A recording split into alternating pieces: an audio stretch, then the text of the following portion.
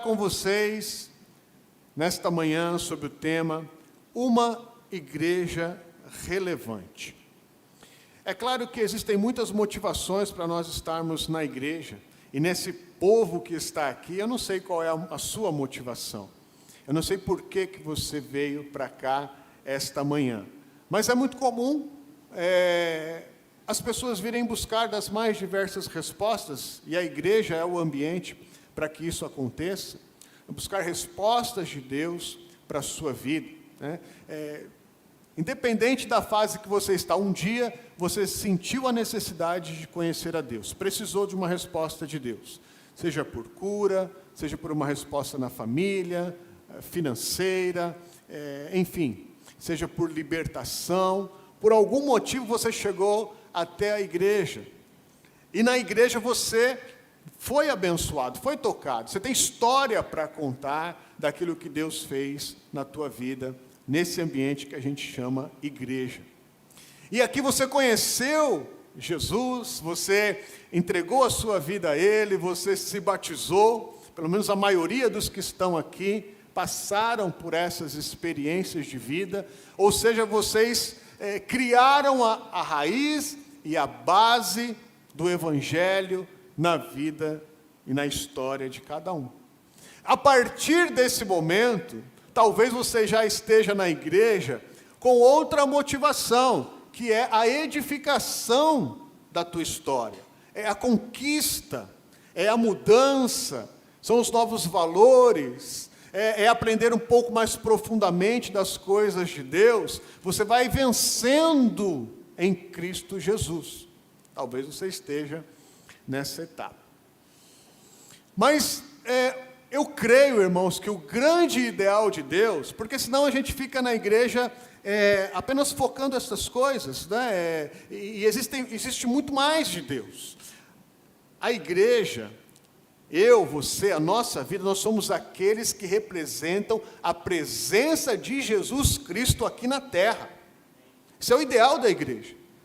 O Senhor é invisível para as pessoas, e Ele se torna visível através da expressão do seu corpo aqui na terra, que é a igreja, a minha vida e a sua vida. Então, a partir do momento da conversão e da edificação, nós precisamos buscar a relevância, fazer a diferença, ser sal desta terra e luz desse mundo. Aonde nós chegarmos, a presença do Senhor deve se manifestar. Quando a luz chega, ela faz a diferença. Ela dissipa as trevas.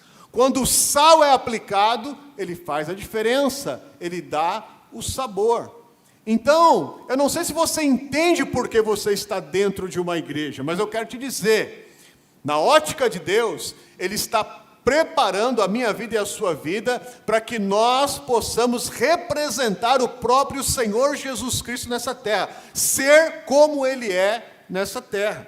Isso é o ideal da igreja.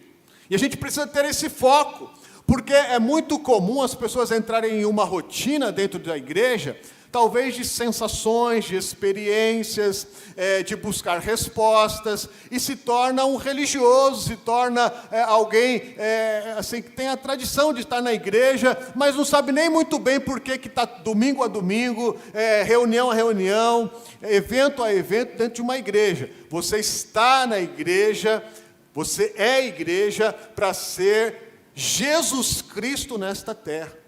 E Jesus Cristo era relevante, né? Onde Ele chegava, não ficava igual o ambiente, as coisas mudavam, né? Era sal e luz constante quando Jesus estava presente. Então eu quero falar um pouco sobre sermos esta igreja relevante, para ser a própria presença de Cristo na cidade onde Ele nos colocou, na família onde Ele nos colocou, no ambiente que Ele nos colocou. Ser relevante é fazer a diferença, é não passar despercebido de onde a gente está. Existe uma média de pessoas, uma média. E existem aqueles que fazem a diferença. aqueles que se destacam.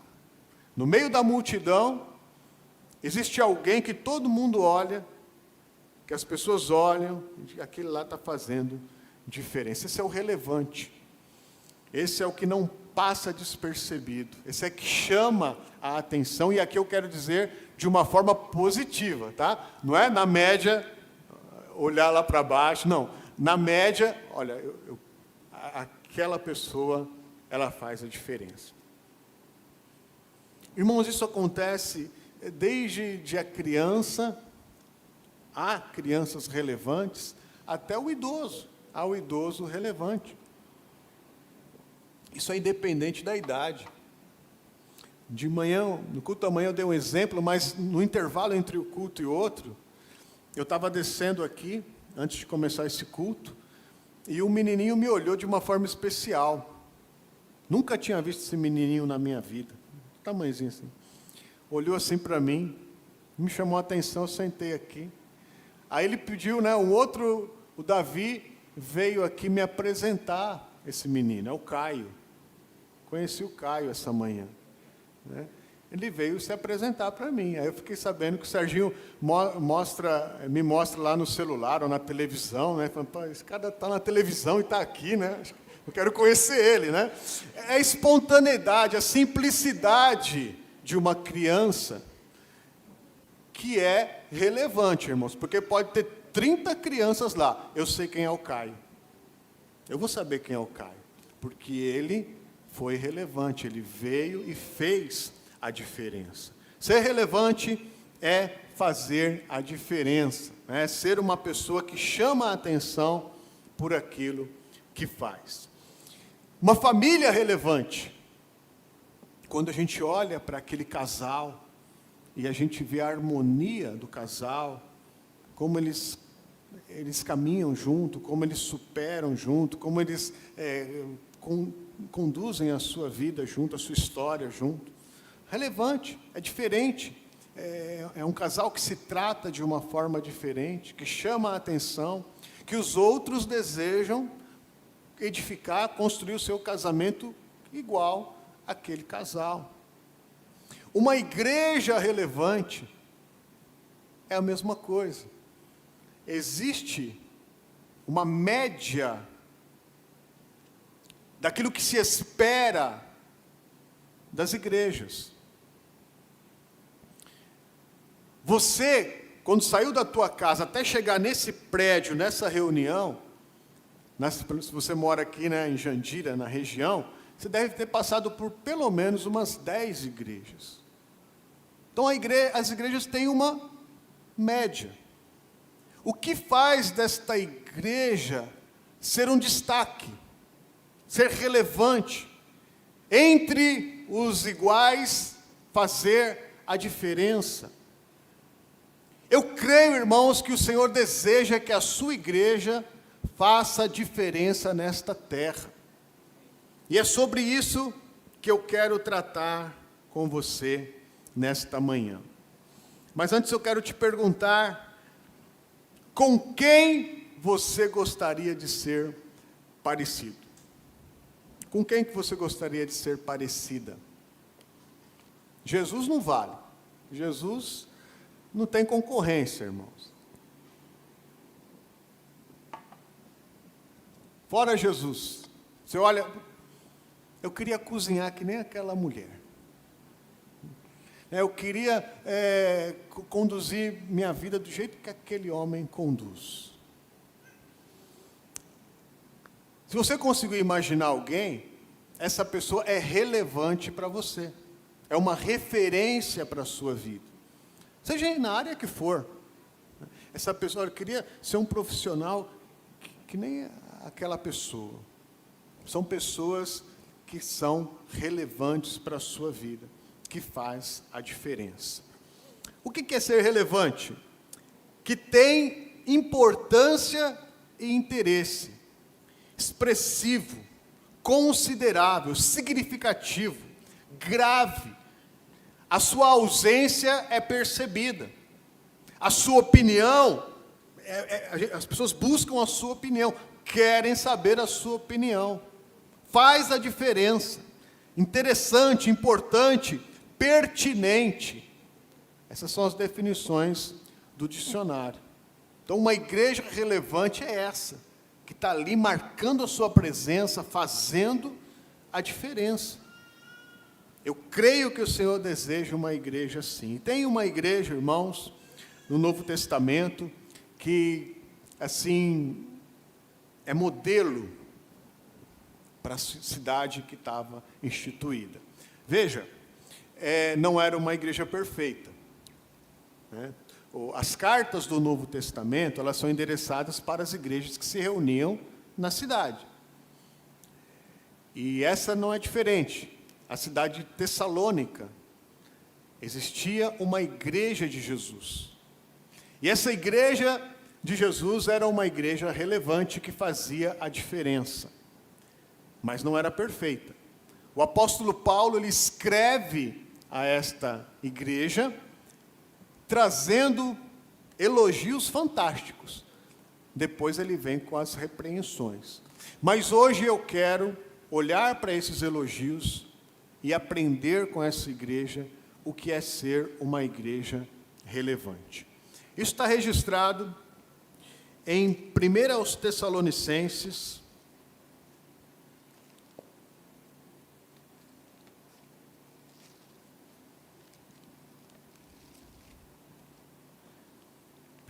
Tessalonicenses,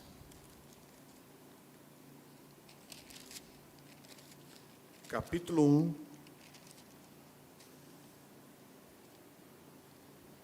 e nós vamos ler a partir do primeiro verso, que diz assim: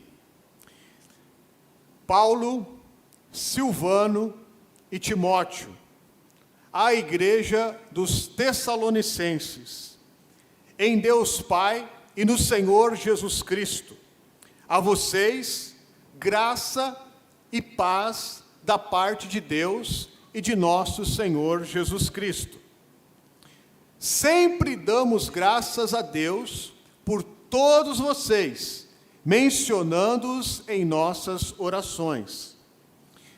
Lembramos continuamente, diante de nosso Deus e Pai, o que vocês têm demonstrado, o trabalho que resulta da fé, o esforço motivado pelo amor e a perseverança proveniente da esperança em nosso Senhor Jesus Cristo. Sabemos, irmãos, amados de Deus, que Ele os escolheu, porque o nosso Evangelho não chegou a vocês somente em palavras, mas também em poder no Espírito Santo e em plena convicção. Vocês sabem como procedemos entre vocês, em seu favor. De fato, vocês se tornaram nossos imitadores e do Senhor, pois, apesar de muito sofrimento, receberam a palavra com alegria que vem do Espírito Santo. Assim, tornaram-se um modelo para todos os crentes que estão na Macedônia e na Acaia. Até aí, até o verso 7. Eu quero olhar para essa igreja que recebeu aqui tantos elogios do apóstolo Paulo e aprender, irmãos, o que é ser uma igreja relevante, porque nós vimos ali que era uma igreja modelo para toda a região, não só para a cidade que eles estavam. O texto começa dizendo o seguinte: sempre damos graças a Deus por todos vocês, mencionando-os em nossas orações. Quando os líderes olhavam para essa igreja, para esse povo que se reunia em Tessalônica, havia uma expressão de gratidão a Deus. A oração que eles faziam, que o apóstolo Paulo fazia em relação àquela igreja, era mais ou menos assim: graças a Deus pela existência desse povo. Que bom que esse povo existe. Que bom que Deus colocou um povo tão maravilhoso na cidade de Tessalônica. Esse povo merece, assim, graças ao nome do Senhor, porque esse povo está estabelecido nesta cidade. Uma igreja relevante, ela gera um sentimento de gratidão. O sentimento de gratidão do povo que está ao redor, do povo que está ao redor dela, naquela cidade, quando olha para a igreja, o sentimento que deve brotar, a resposta que a igreja deve dar é: que bom que essa igreja existe, glória a Deus por ela, que maravilha essas portas estarem abertas na cidade de Tessalônica, que bom que esse povo está reunido no nome de Jesus nessa cidade. Porque, irmãos, a graça de Deus, a graça vem dos céus, vem do Senhor. É o favor imerecido de Deus. Ninguém merece, ninguém justifica, mas Deus, por amor, derrama sobre nós a sua graça. Isso é graça. Mas a graça de Deus pressupõe uma resposta de quem recebe. E a resposta de quem recebe é a gratidão. Então, o que nos vincula à graça de Deus é a gratidão no nosso coração. Essa linguagem, essa comunicação entre o ser humano e Deus é graça e gratidão. É o retorno daquilo que nós recebemos da parte de Deus. Então, uma igreja relevante, ela nunca pode esquecer de ser uma expressão de gratidão a Deus e de expressar a gratidão a Deus por todos que estão a seu redor. Isso é fácil de entender, mas não é tão simples de se aplicar. Infelizmente, nós vemos, por exemplo, o Evangelho, Jesus vivendo uma experiência dentro dessa questão da gratidão. E o texto diz, aquele que voltou para agradecer. Jesus estava ali, entre a divisa da Galiléia e de Samaria, e num vilarejo surgiram 10 leprosos, que à distância gritaram para que Jesus tivesse misericórdia e os limpasse, os livrasse e os curasse. Jesus então diz: vão se apresentar ao sacerdote. E quando eles tomaram uma atitude diante da palavra de Jesus, eles foram curados, foram limpos. E a história diz que apenas um daqueles homens voltou, se prostrou, adorou e agradeceu a Jesus. Jesus fala: mas não eram 10? Por que somente um? E um samaritano voltou para agradecer. Então a proporção até assusta. Será que é 10 para 1? Será que daqueles que comeram do prato, do alimento que foi liberado, apenas um tem gratidão no coração? Será que dos 10 que receberam cura, que receberam cesta básica, que receberam apoio moral, que receberam oração, que receberam instrução, que receberam a imposição de mãos, será que só um é capaz de voltar para agradecer? Essa proporção dá um pouco de medo no nosso coração, porque talvez mostra a ingratidão do coração das pessoas. A gratidão também pressupõe honra. Quando nós honramos alguém, o nosso coração se enche de gratidão, porque a gente sabe que a gente está recebendo um favor imerecido. Essa dinâmica é muito comum dentro das famílias, no relacionamento entre pais e filhos. Porque os pais amam os seus filhos, servem os seus filhos, fazem de tudo para os seus filhos. Naturalmente, os filhos vão achando que os pais são obrigados a fazer o que eles fazem pelos seus filhos. E ai da mãe que não preparar o prato de comida para o filho. Ai da mãe que não deixar a camiseta dobradinha ali na gaveta do filho quando ele precisa usar. Os filhos começam a achar que os pais são obrigados a fazer o que eles fazem. E cessa a gratidão. São ingratos. Viram as costas muitas vezes e vão embora, né? Ignorando o prato que comeram, o cuidado que tiveram dentro das suas casas. Nem visitar o pai mais vai depois que casa. Ingratidão. Por isso a Bíblia é muito forte ao dizer: honre o seu pai e a sua mãe. Tenha gratidão por aquilo que eles fizeram. Mesmo que eles não sejam perfeitos, e eles não são perfeitos, mas você sabe, né, o quanto o pai e a mãe te serviu enquanto você estava lá. Então, a questão da gratidão, irmãos, a gente pensa: não, eu sou muito grato. Será? Será que os irmãos que chegaram aqui mais cedo para organizar essa igreja, para limpar aquilo que estava sujo, para ligar essa aparelhagem de som, para abrir o estacionamento para que você estacionasse seu carro, né? Estudou a música para poder entoar aqui a música, para que a gente pudesse louvar o Senhor, se preparou de antemão para que esse momento pudesse acontecer, são obrigados a fazer isso ou merecem a gratidão do nosso coração? Será que o dia que você acordou hoje, o domingo tão gostoso, ensolarado, esse dia tão especial, é uma obrigação de Deus que te deu mais um dia de fôlego de vida, ou merece gratidão porque a gente está vivo hoje para viver mais um dia?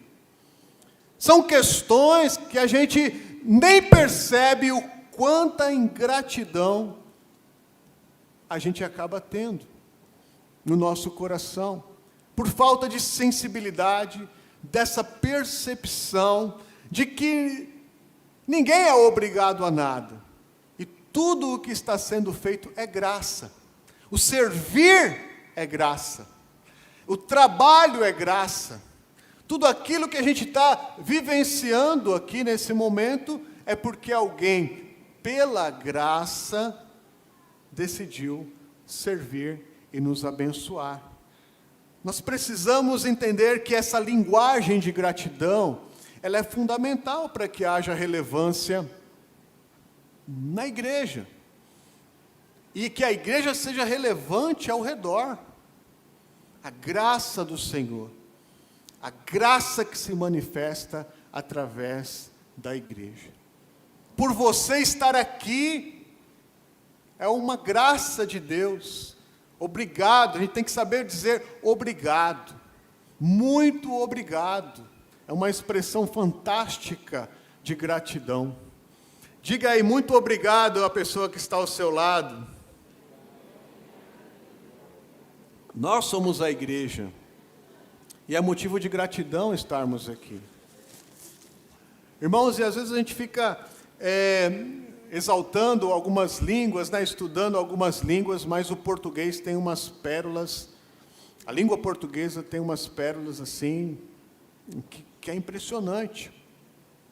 E eu aprendi isso ouvindo ali um educador, né, falando a respeito do nível de gratidão, da expressão, da resposta da gratidão. Então tem um nível superior, intelectual, que entende intelectualmente que alguém fez alguma coisa e merece um reconhecimento por isso. Tem um nível intermediário, um pouco mais profundo da gratidão, que entendendo o favor que recebeu, deseja o bem para outra pessoa. Tem um desejo do bem para aquele que fez o bem. E existe ainda um nível mais profundo, um terceiro nível de gratidão, que gera um vínculo com aquela pessoa. Eu entendi que aquela pessoa me fez alguma coisa boa para mim, eu desejo o bem para aquela pessoa, e eu me vinculo a ser um agente de dar uma resposta de bem para aquela pessoa. E estudando as línguas, ele diz que no inglês, thank you, no alemão, eles respondem a gratidão nesse nível intelectual. Eu entendi que você fez uma coisa boa para mim, sou grato a ti por isso. Thank you. Não tem muita emoção nessa resposta e não tem vínculo nessa resposta. Na maioria das línguas europeias, espanhol, gracias, italiano, gratia, francês, merci, tem um pouquinho mais de profundidade. Eu desejo uma graça para você, por aquilo que você fez por mim. Eu desejo uma mercê de Deus para você, por aquilo que você fez por mim. Agora, só na língua portuguesa é que expressa esse nível mais profundo da gratidão. Porque aqui no Brasil, como que nós falamos? Obrigado. Eu estou vinculado com você. Eu estou obrigado a te dar uma resposta por aquilo que você fez por mim. É o nível mais profundo que simboliza a gratidão.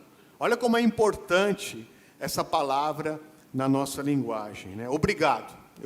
Eu me sinto obrigado contigo pelo favor imerecido que você me deu. Diga obrigado, então, para a pessoa que está ao seu lado, entendendo um pouco melhor essa palavra. Então, uma igreja relevante é uma igreja que entende o valor da gratidão. Não é uma igreja que acha que tudo é obrigação da igreja. Isso aí não é mais do que obrigação do pastor. Não é bem assim. Nós precisamos ter gratidão no nosso coração. O texto continua dizendo, então vamos ver aqui para ser uma igreja relevante. O trabalho que resulta da fé. O esforço motivado pelo amor. E a perseverança proveniente da esperança em nosso Senhor Jesus Cristo. Então, uma igreja que a fé, uma palavra de fé que ela recebeu, gerou um trabalho, gerou uma ação, gerou uma atitude. O trabalho que é resultado da fé. Irmãos, você tem uma promessa de Deus para a tua vida? Olha que importante isso. Você tem uma promessa de Deus para a tua vida? Pensa nisso. Como é que a gente vai viver sem uma promessa de Deus?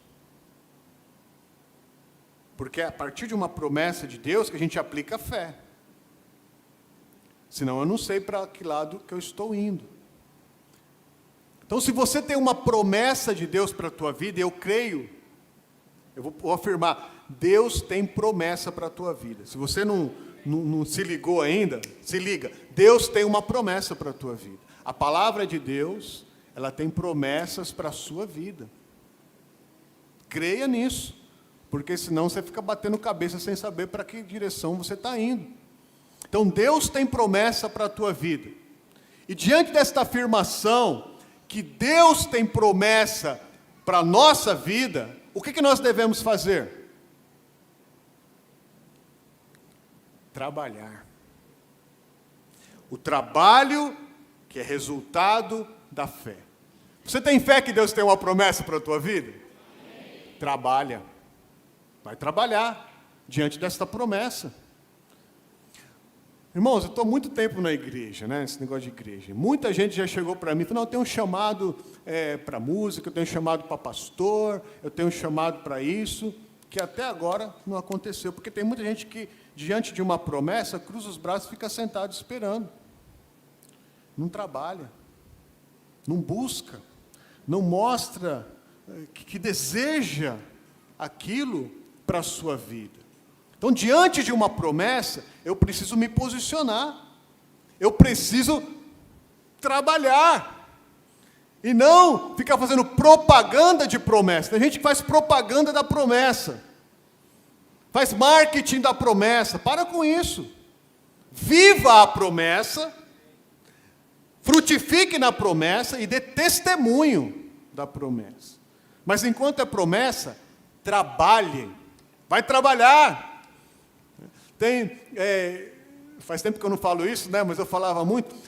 Tem gente que faz muita propaganda da matrícula. Você tem que fazer propaganda da formatura. Porque matrícula todo mundo faz, mas a formatura, só os trabalhadores é que chegam lá.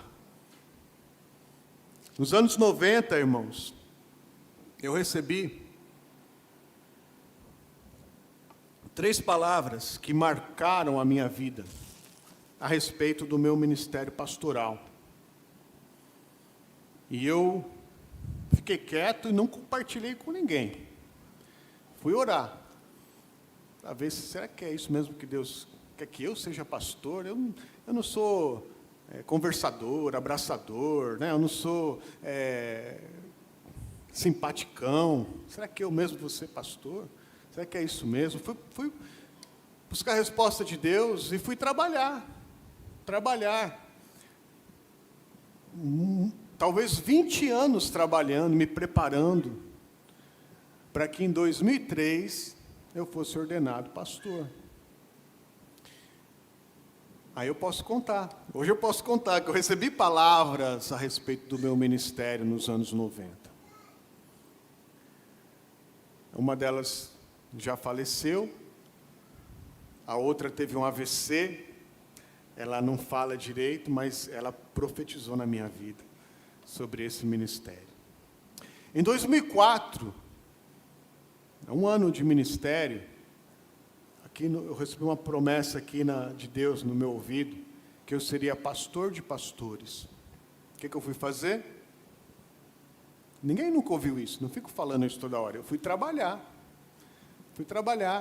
na vida das pessoas que estavam perto de mim, né? E hoje, tantos pastores, não só nominais, mas pastores experimentados, talhados, com a vivência ministerial que nós temos aqui. Em 2018, quando eu fiz 50 anos de idade, eu recebi diretamente do Senhor uma palavra a respeito que eu viveria 10 anos de muita influência.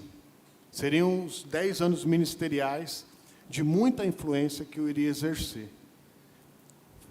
Veio a pandemia, eu fui trabalhar, porque eu recebi em 2018, a gente viveu todos esses anos. Mas, irmãos, nós fomos para a internet, nós gravamos as nossas músicas que estão aí, nós escrevemos livros, o livro que está aí publicado, nós estamos trabalhando para ser relevante, para que a promessa do Senhor seja cumprida. Há mais ou menos uns 3 meses, eu comecei a fazer um culto na prefeitura, toda segunda-feira de manhã, às 7h30 da manhã. E eu... Vamos ver o que vai dar isso, né? Porque culto na prefeitura... Irmãos, toda segunda-feira, às 7h30 da manhã, antes de eu chegar, o prefeito de Jandira já está lá. Está lá. Eu faltei um dia, ele não faltou. Ele está mais presente do que eu. Ele está lá. Com os seus secretários, com a sua esposa. A palavra de Deus, ela é poderosa. Eu creio no poder da palavra de Deus. Essas pessoas estão lá ouvindo a palavra de Deus. Qual que é o meu papel? Ser relevante na vida dessas pessoas. Pregar a palavra. Orar por eles. Porque são as pessoas que vão tomar as decisões financeiras, as decisões estratégicas, as decisões de todas essas áreas importantes da nossa cidade. E toda segunda-feira de manhã, antes de começar o expediente da semana, eles estão ouvindo a palavra de Deus e recebendo oração. Isso é relevância. No culto da manhã eu falei sobre isso, no final do culto, a Gianete, que é diretora de uma escola, falou que ela atendeu uma pessoa lá, e perguntou, acho que na conversa, descobriu que é crente e tal, né? Você vai comprar as coisas, o pessoal conversa um pouquinho e já descobre que você é crente. E aí, ela falou, que igreja que você é? Igreja presbiteriana, lá do pastor Marcelo. Do pastor Marcelo. Toda segunda-feira ele está fazendo culto lá na prefeitura, e isso está fazendo diferença na minha vida. Relevância. Fazer a diferença, influenciar.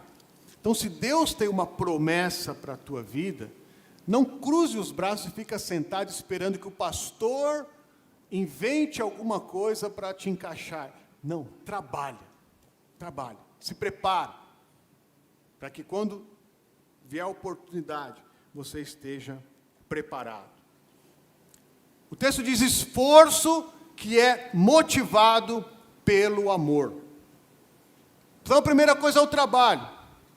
E a segunda coisa é o esforço, irmãos, porque nem sempre o trabalho é tão gostoso assim.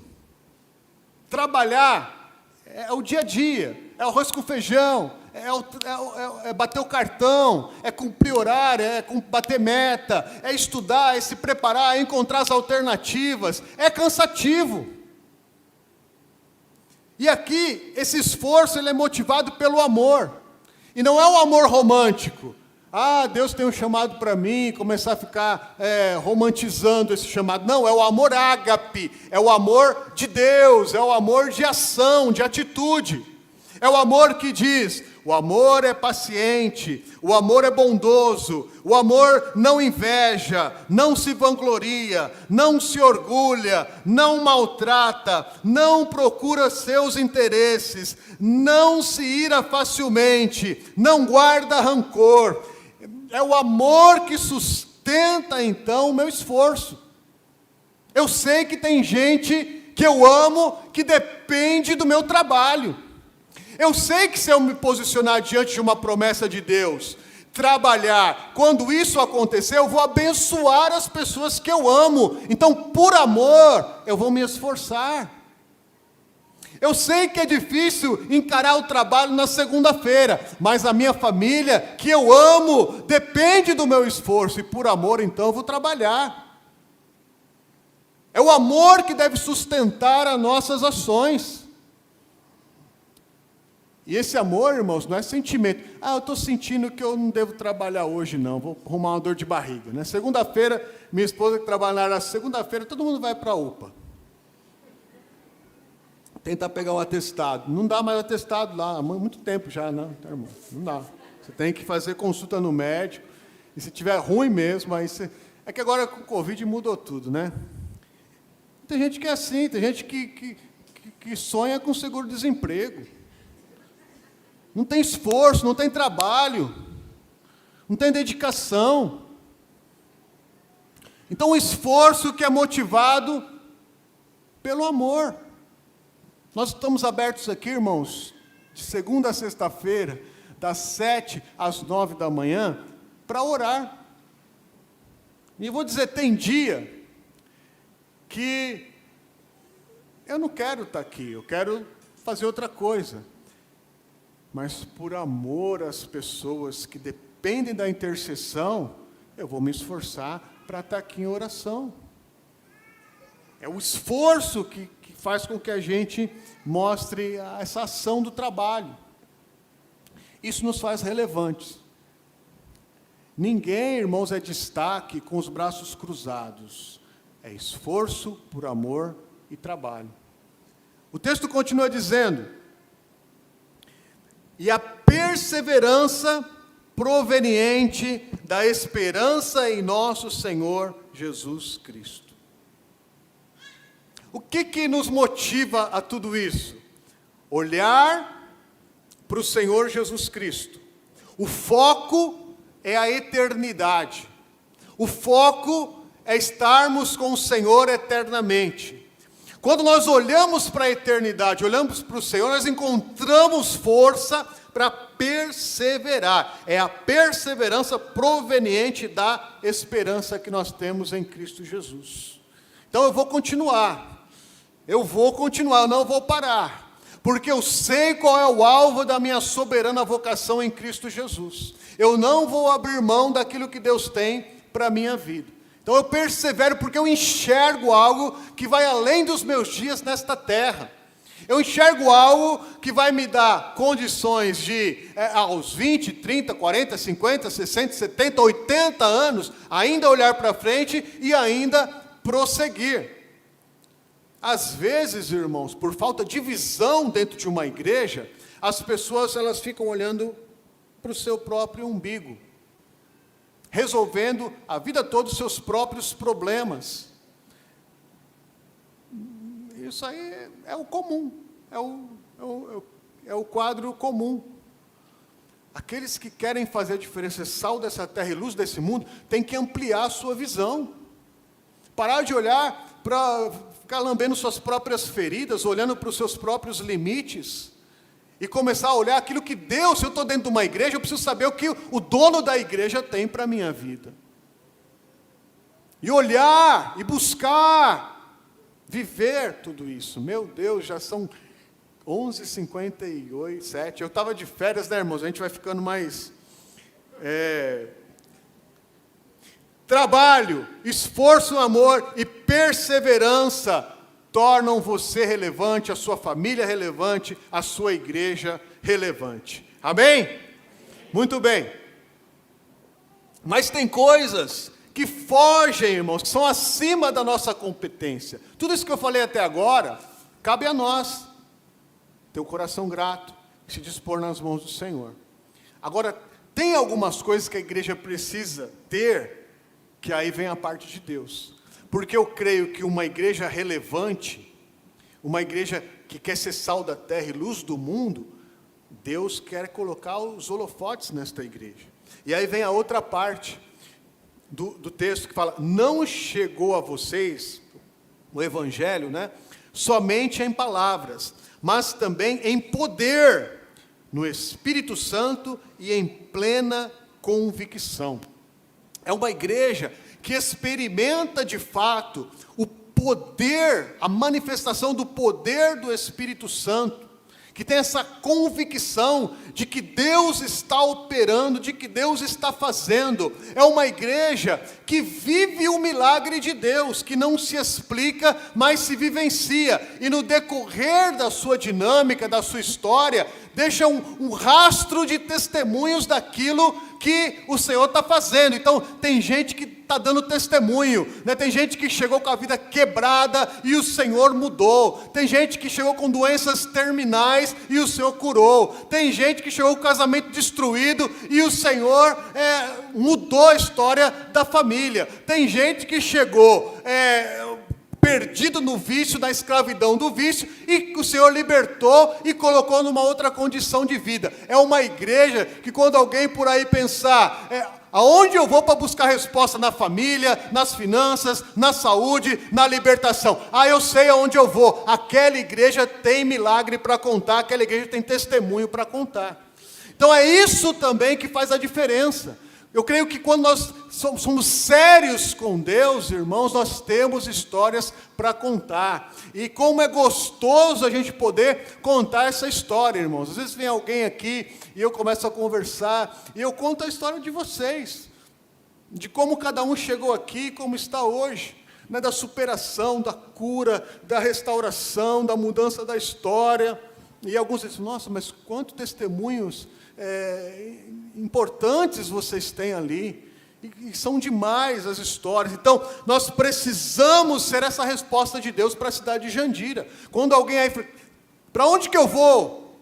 Porque eu estou precisando de uma resposta. É lá na igreja evangélica presbiteriana, porque lá tem gente que tem história para contar. Deus mudou aquela vida, Deus tocou aquela vida, Deus tocou aquele homem, tocou aquela mulher, e eles foram transformados.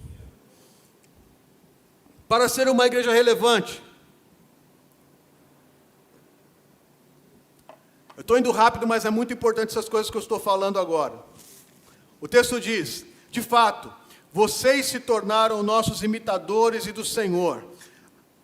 Apesar de muito sofrimento, receberam a palavra com alegria que vem do Espírito Santo. Uma igreja relevante é uma igreja que não nega o sofrimento. Nós não podemos ser uma igreja que vive uma utopia, que vive uma negação, que fala, venha para cá e tudo vai ser resolvido. Venha para cá e sua vida vai ser perfeita. Venha para nós e você vai ser feliz. Nós não podemos negar o sofrimento. A história da vida, ela é a vida. Existem os momentos de dor, de sofrimento, os momentos difíceis. Nós não podemos negar esses momentos, porque faz parte do processo da vida. Do amadurecimento, do fortalecimento, de endurecer o couro. O sofrimento existe, as perdas existem, a ingratidão existe, a desonra existe, a deslealdade existe. A preguiça existe, tudo isso existe. Tem situações que a gente não vai ter resposta, isso gera sofrimento. Mas, irmãos, aí que está, uma igreja relevante, apesar do sofrimento, ela tem um poder de receber a alegria que vem do Espírito de Deus. Quando a gente entende o nosso papel, o foco, o alvo, a gente começa a buscar em Deus as respostas. Esses dias de férias eu fui para a casa do meu pai, da minha mãe. Apesar de ter cabelo branco, eu ainda tenho pai e mãe. Tenho esse privilégio, é um privilégio para mim. É o meu lugar predileto. Porque lá eu não sou pastor. Lá ninguém está esperando um ensinamento quando eu falo. Lá ninguém está esperando uma palavra inteligente quando eu falo. Lá eu sou filhinho. Eu vou comer a comida da mamãe e vou pescar com o papai. Então é o meu lugar predileto. Não preciso agradar ninguém. Só de eu estar lá, eu já estou agradando os meus pais. E eu estava lá numa tarde, essas tardes de inverno assim, solzinho, gostoso, meditando, e o pastor também fica triste, irmãos, sofre com a ingratidão, com as críticas, com a dureza do coração. Tem gente que pensa que pastor é consultor financeiro, consultor matrimonial, que é consultor profissional, que vai resolver todos os problemas. A carga é muito pesada. A gente se entristece quando a gente espera um resultado de uma vida e a pessoa apresenta um outro resultado. Tudo isso traz dor, tristeza, E eu estava assim, falei, Senhor, não quero ter um coração cheio de mágoa, não quero ter esse coração duro, esse coração ruim. Eu não quero ser esse tipo de pastor que fica, sendo grosseiro, tendo respostas ruins, porque as pessoas não estão respondendo. Não quero essas coisas. E aí, na beira do rio, o Senhor me trouxe esse versículo, que me trouxe essa alegria. Me trouxe uma alegria tremenda. Que é Cânticos, capítulo 7, verso 10. Eu pertenço ao meu amado e ele me deseja. Só isso. Eu pertenço ao meu amado e ele me deseja. O resto não pode atingir o meu coração. O meu amado me deseja. Ele bate a porta, ele quer ter comunhão comigo. Ele é o noivo que espera a sua noiva. Ele pagou o preço para que eu esteja com ele. Ele me deseja. Se ele me deseja, se o meu amado me deseja, irmãos, isso já me preenche, me dá alegria, me dá paz. Não vou ficar magoado com qualquer pessoa, porque o Senhor me aceitou. Ele me deseja, eu tenho essa intimidade com Ele, isso me basta. Essa alegria que me basta. Então, eu não sei se o sofrimento tem endurecido corações, tem feito as pessoas ficarem tão amargas. Para com isso, né? O ser humano é assim. Eu vou decepcionar você, você vai me decepcionar. Então, para de buscar. A resposta não está na pessoa que está do seu lado, né? A resposta está que o meu amado me deseja. E isso me basta, né? Isso me dá alegria no meu coração. E para terminar, uma igreja relevante. E assim, tornaram-se modelo para todos os crentes que estão na Macedônia e na Acaia. Já imaginou? Vira para a pessoa que está ao seu lado, você é modelo. Já imaginou ser um modelo? Modelo. Assim, eu modelo? Eu não tenho tamanho para isso. Você é modelo. É modelo da igreja. É modelo para a cidade. É modelo para a sua família, né? Você é modelo. A igreja relevante é aquela que as pessoas olham e falam assim, é desse jeito que eu quero ser. Esse é o padrão. Modelo não é assim? O modelo sobe na passarela, né? Para que as mulheres, eu vou chegar naquele padrão um dia, né? Isso, acho que precisa ter mais fé do que a fé que a gente tem no Evangelho.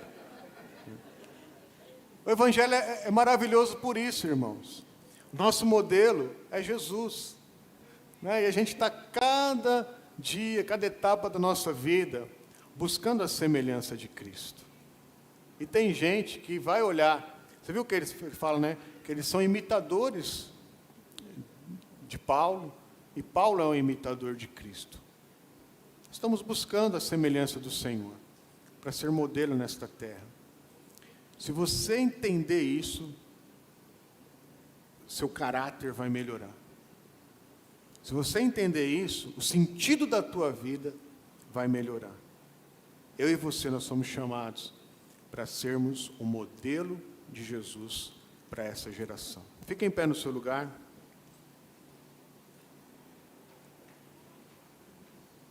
Feche os teus olhos. Eu quero orar junto com você.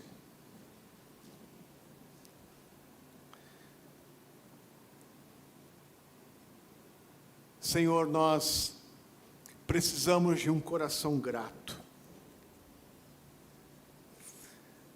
Quebra corações esta manhã. Levanta aqui homens e mulheres com coração grato, Pai. Que haja gratidão, que haja honra, que haja, Senhor, lealdade. Levanta um povo, Senhor, trabalhador. Ó Deus, um povo que ama, que se esforça por amor. Levanta, Senhor, ó Deus, um povo perseverante que olha para o Senhor como alvo. Senhor, levanta um povo que tenha testemunho do milagre. Age, Senhor, com o milagre, Senhor. Marca, Senhor, esse povo como um povo que vive o milagre. Que proclama o milagre que viveu, Senhor. Tira, Senhor, Senhor, que essa igreja não seja marqueteira, Senhor, mas que ela possa viver realmente o Teu Evangelho. Ó Deus, levanta um povo aqui, Senhor, que apesar do sofrimento, e, Senhor, que admitindo o sofrimento que nós temos, ó Pai, recebe a alegria, Senhor, que vem do Teu Espírito Santo, por sermos aceitos e desejados pelo Senhor. Ó Deus, que esse povo seja modelo para essa cidade e para toda a nossa região, Pai, em nome de Jesus. E a graça salvadora do Senhor Jesus Cristo, o amor de Deus, o Pai eterno, as doces consolações do Espírito Santo de Deus estejam sobre nós, sobre todo o povo de Deus espalhado entre as nações, hoje e sempre. Amém.